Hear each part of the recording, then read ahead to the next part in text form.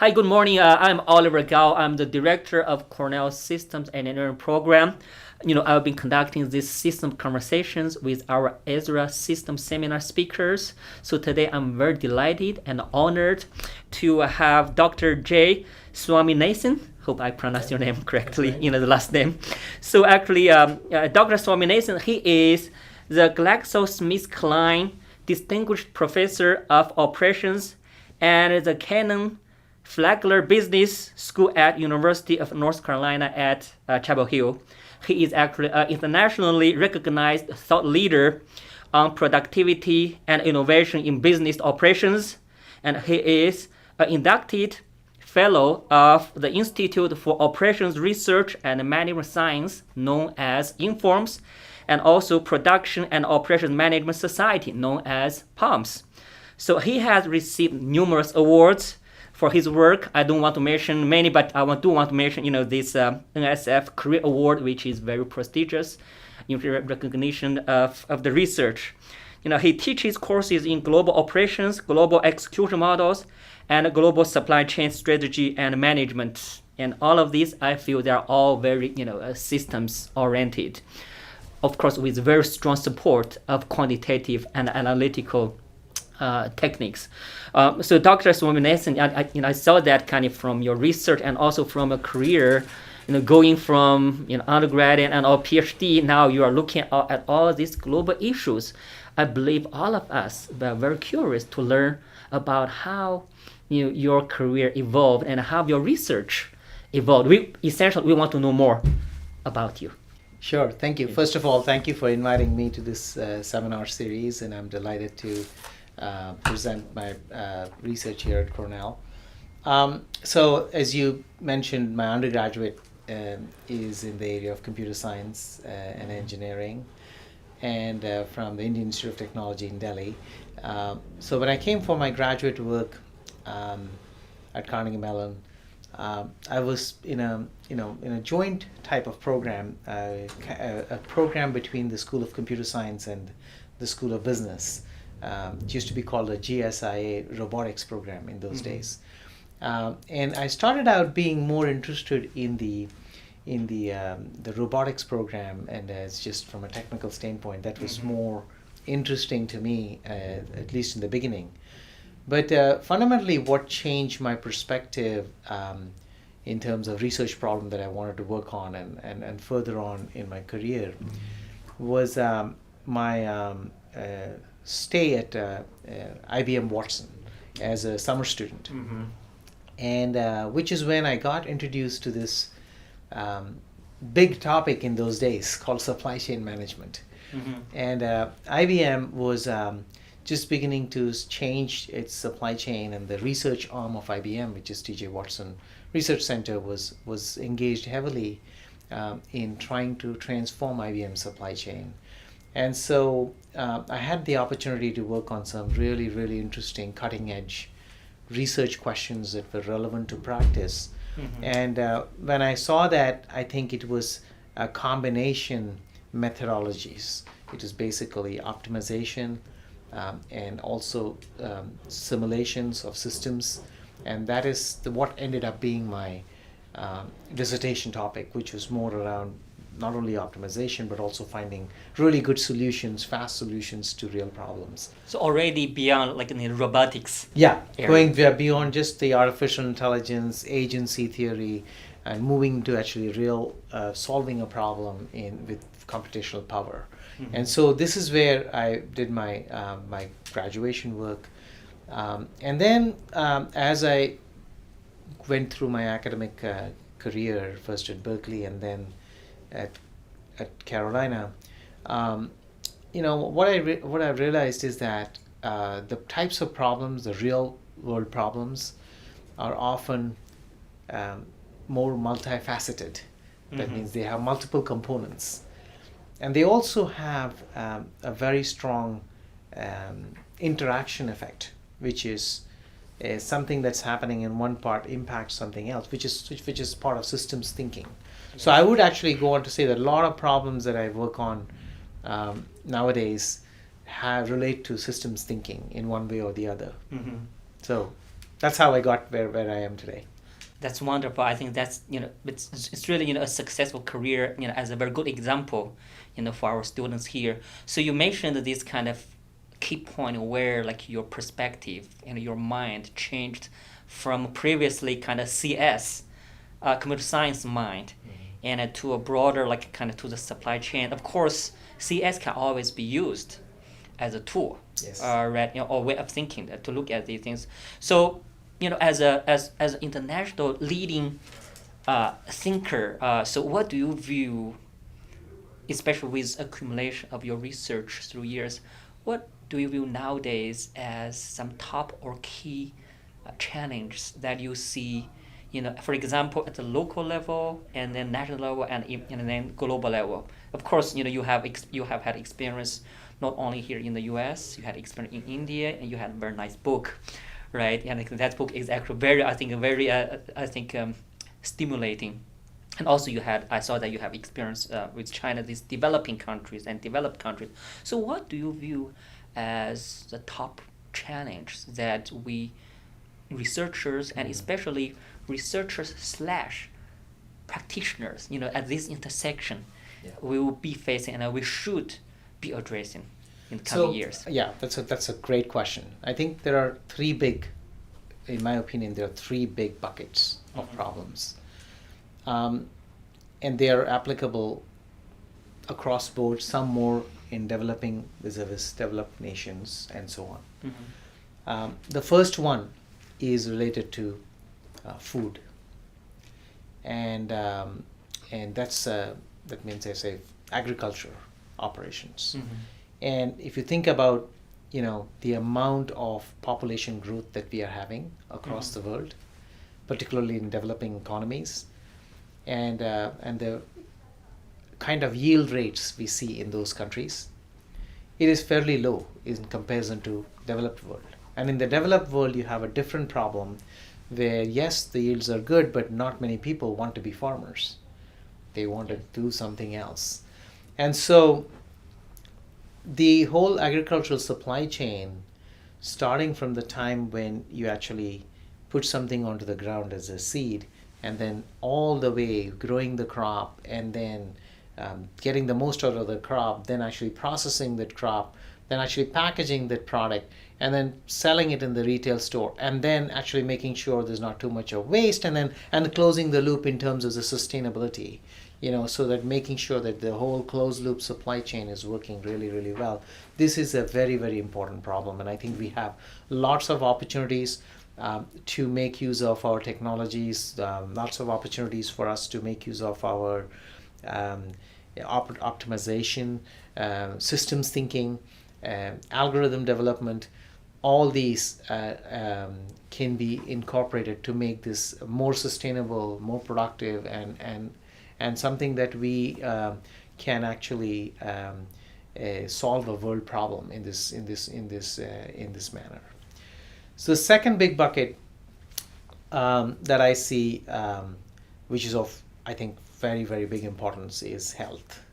So with health, I would kind of divide it into two categories. One I would call as global health issues. Another one I would call as, maybe developed world health issues.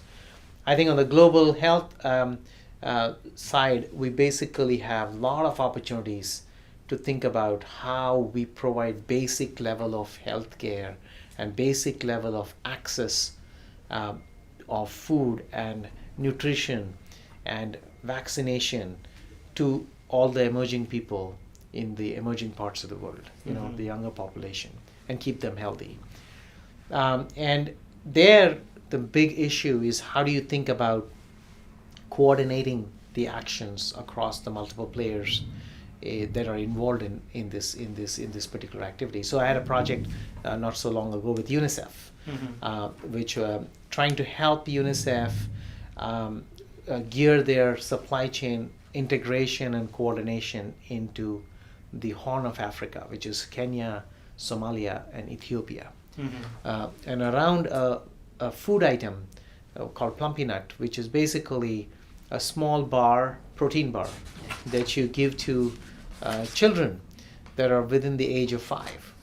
and to bring them out of the malnutrition situation. Now, when you look at a supply chain, by definition, is already a system. So you look at, there are so many agents involved in this process.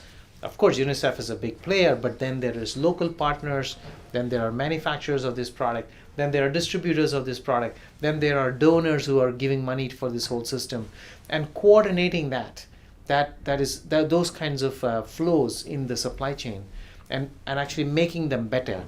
That's a tremendous potential opportunity. And this can be done in vaccines, this can be done in bed nets, this can be done in every other essential that is needed for preserving the health of somebody in the emerging countries. The developed country health problem that I see, or opportunity that I see, is in developed world, health operations has become more and more expensive. We have maybe too many things that we do because maybe that's the way we do it, maybe we can afford to do it. So if you look at the healthcare piece, we want to find better ways of actually improving the healthcare operations. That's within the hospital, from the patient standpoint, wait times, efficacy of surgeries, from the hospital standpoint, resource utilization, drug development. So there is a whole set of, that's another systems perspective there, which you can think about. How do you actually make this supply chain, more effective, more efficient in the how they work? Yeah, I think that's actually very much needed area, because these countries spend about 18% of the GDP. However, in terms of the quality of services received versus the cost, the U.S. does not come on the top. Yeah, exactly. And so there's a tremendous opportunity for us there. So I have a few projects in that where we're looking at how do you actually do this more effectively. So one project that we are currently working on, which is a really exciting project, is a lot of work has been done in the medical field around the notion of coordinated care for mental health patients. So if you look at chronic diseases, like if you take diabetes, you take heart disease, you take cancer, you take all these chronic, like long-term type of diseases, what they have found is the long-term type of diseases actually tend to be more difficult to solve for people who have mental health. And there might be some kind of a correlation. We don't know which is causing which, but sometimes what we find is people get really depressed when they have chronic disease. When they get depressed, their mental health goes down. Because their mental health goes down, they don't take the treatment properly, and therefore the other thing goes down, and so it's like a cycle. Yeah. And so this actually increases the cost of service dramatically. Yes. And so what happens is patients may not be taking care of themselves, and all of a sudden they show up at the ER, and then the whole thing is the whole chain. Yeah, whole chain starts, and it's like a lot of effort. So what we are working on is trying to see if there is better ways to actually provide the care, taking into account again a systems perspective, coordinated perspective, which is not only a patient is seen just by the specialist who is like a cancer specialist or a healthcare heart specialist, cardiologist, but is also you take into account how that mental counseling for the patient is going on together. So this is the notion of coordinated care that people are talking about. But what we are studying particularly is how do you actually optimize that coordinated care by figuring out what types of treatments to give to the patients based on their not intensity in one dimension, but intensity in two dimensions that may be correlated to each other. I see. And the third bucket, is of course, we have from a global perspective is the sustainability, which is environmental sustainability. We have to think about social sustainability, and within that there are so many different aspects. But environmental sustainability, alternative energy provision. How do you work with the adoption of this? What is the role of technology in all this? And so So a lot of people here, in the U.S. now going into the mode of, okay, can I put some rooftop panels to generate solar energy? How does that work?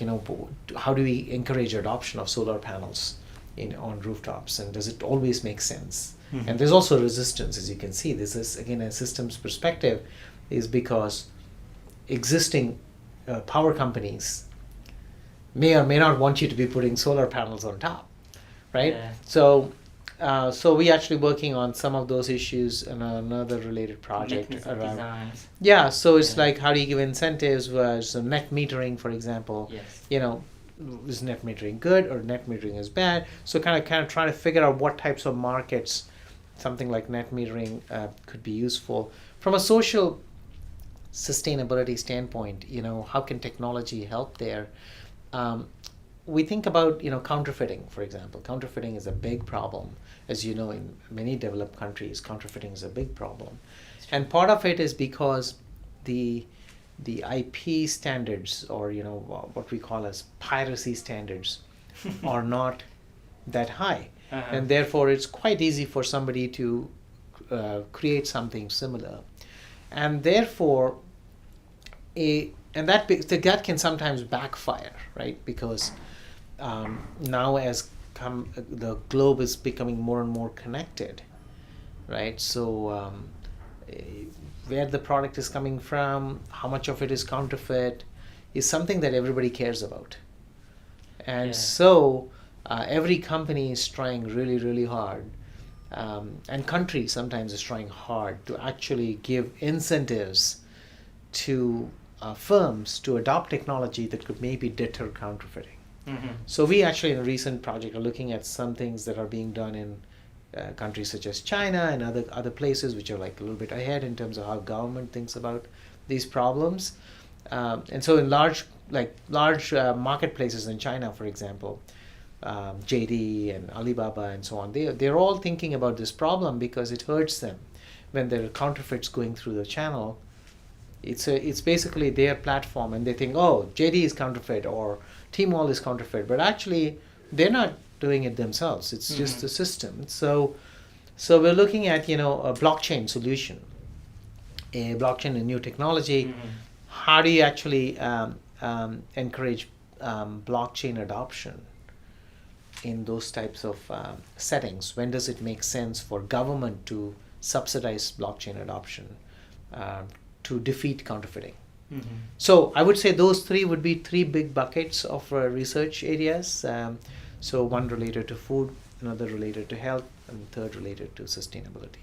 So that's wonderful. And those are kind of very, very important three dimensions that actually closely affect the welfare and the well-being of the society as well as each individual. Actually, when we talk about these three, actually kind of, because of my own research, now we are looking at transportation, air pollution, and public health. This relates to actually health.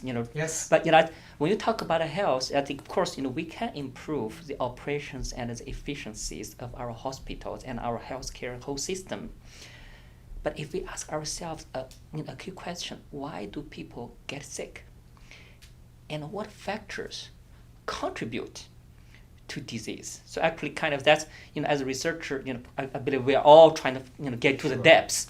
So because my work, related to this kind of urban infrastructure, transportation being the most important component of urban infrastructure, through years of thinking, now, I'm a firm believer that the urban infrastructure and urban built environment where we live, because you said kind of this longitudinal chronic disease, exactly. It has so much to do, for example, your accessibility to green space.